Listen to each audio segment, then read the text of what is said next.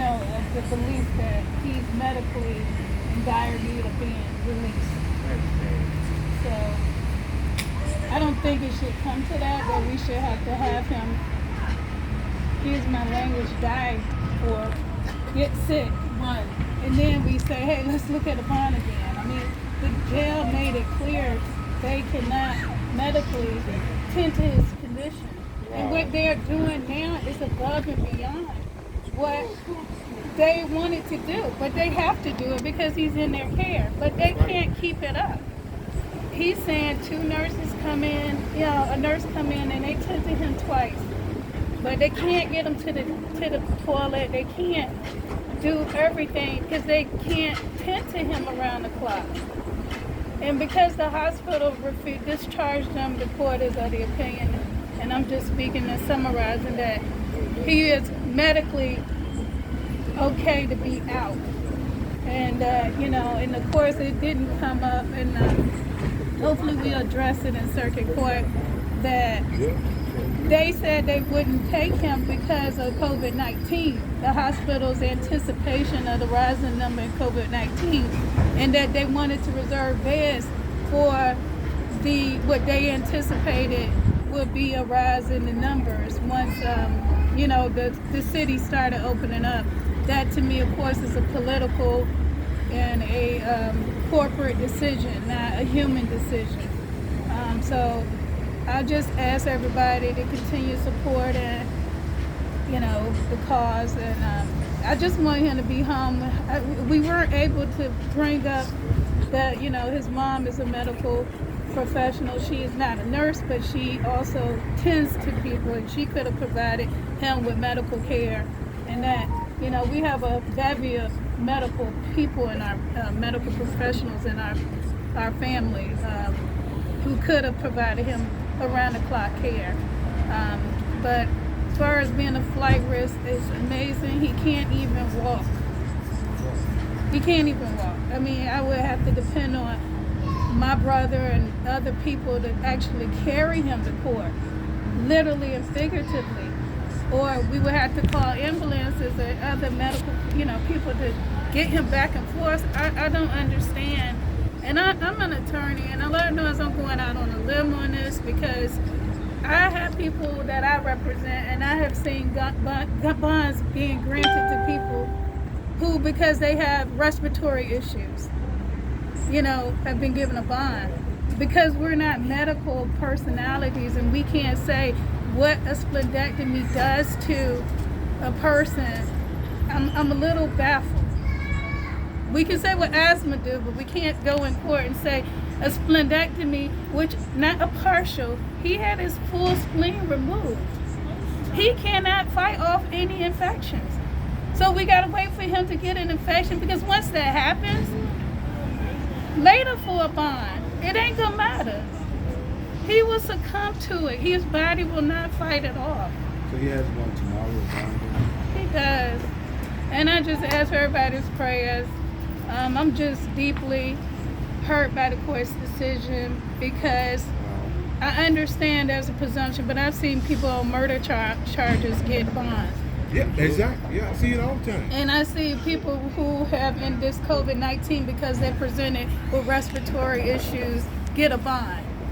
But to not take into consideration the actual nature of his condition, his operation, his diagnosis is a little baffling to me. But I respect the judge's decision. I do agree with him that he didn't have a bond in the circuit court anyway, so he would have to necessarily be heard in the circuit court anyway. So Damon, the attorney, is working his magic to try to make sure that happens, and that both the bond appeal from the General District Court and also the circuit court all can be heard together. I know I'm repeating myself. It's just, it hurts, because I know the situation, and I'm not asking this court that he don't later stand and face whatever it is that he's done or not done, or whatever the case may be, but just that he be able to live another day to actually do that. And then also, taking the the jail. I mean, my heart goes out to the jail personnel. They don't want him there. They took him back because they had to. And Hampton Roads Regional is the alternative, and they saying, no, we don't want any new patients there either. Is it true that they're only giving him Tylenol for his pain? That's true. They can't give narcotics. They can't give narcotics. They can't give, that even in Hampton Roads Regional, they're limited to what they can give him. But that would have been a place normally he would have went to, but because of the bacteria, the infections and things like that. Positive cases already. Yeah. I mean, but Norfolk City Jail, I commend them. I commend Norfolk City Jail. They are doing what they can do. But they only have a limited amount of staff. Proceedings tomorrow at the circuit court will include the decision of this court tomorrow. No, it's a bond. The bond hearing de novo is a new bond hearing that judges are not confined or bound to what the judges say in this court. I respectfully do understand why the judge made the decision that he made based on the information that was presented. I just think that the health issues overrides the flight issue and also the. What did they say about the ankle? The ankle bracelet. If you put that on, how could he get a flight ending with his medical condition? I'll just say this: the judge's concerns was his flight risk, and that he was there was a presumption against bail, and that his health issues were being appropriately taken care of.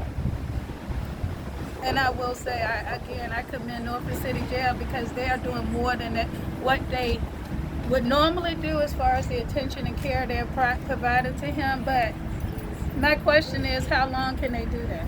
Do you think a letter from the jail would help based on their inability to continue to give them the adequate treatment that they're doing now? Well, we're having problems getting medical records. We reached out to the jails. I did. I haven't received a call back. I don't know the jail's position. I don't want to speak for the jail.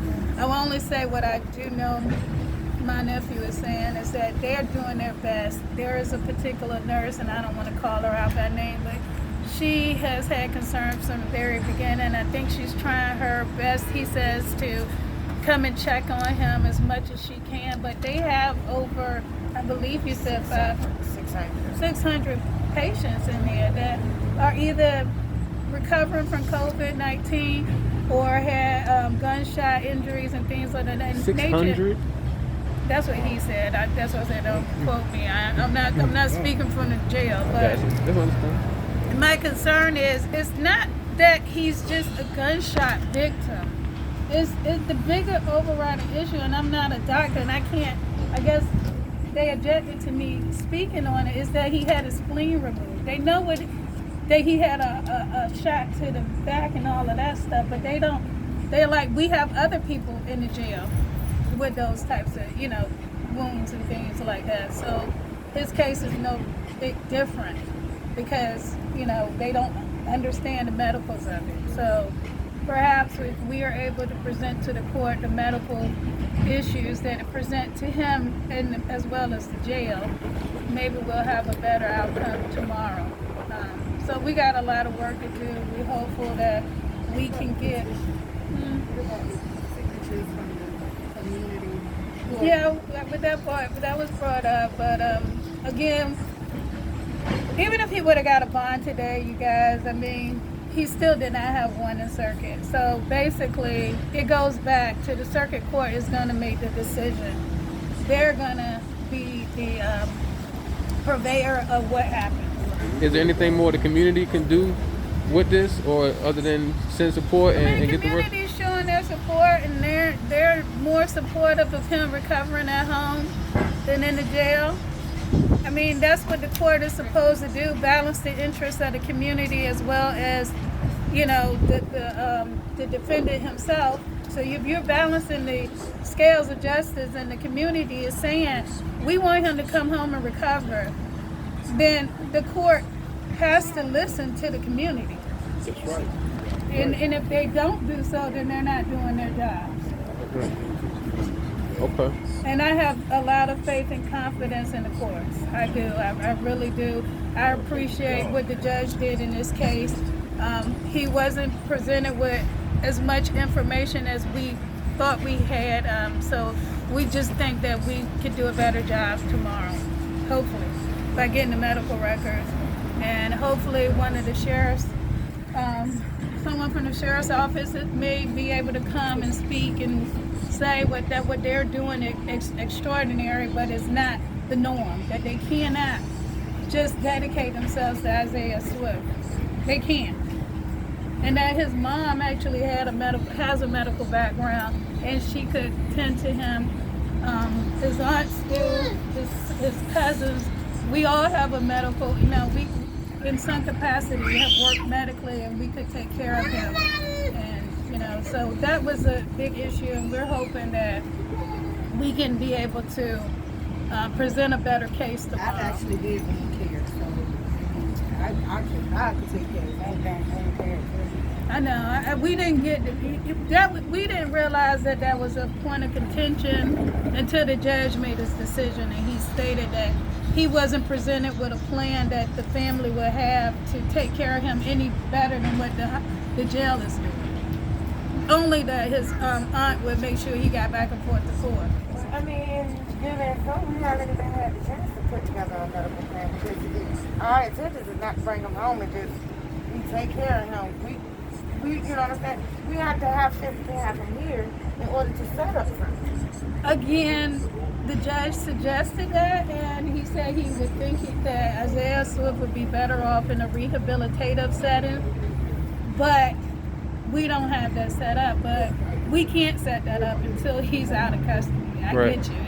It's a dog, chasing his tail. Yeah.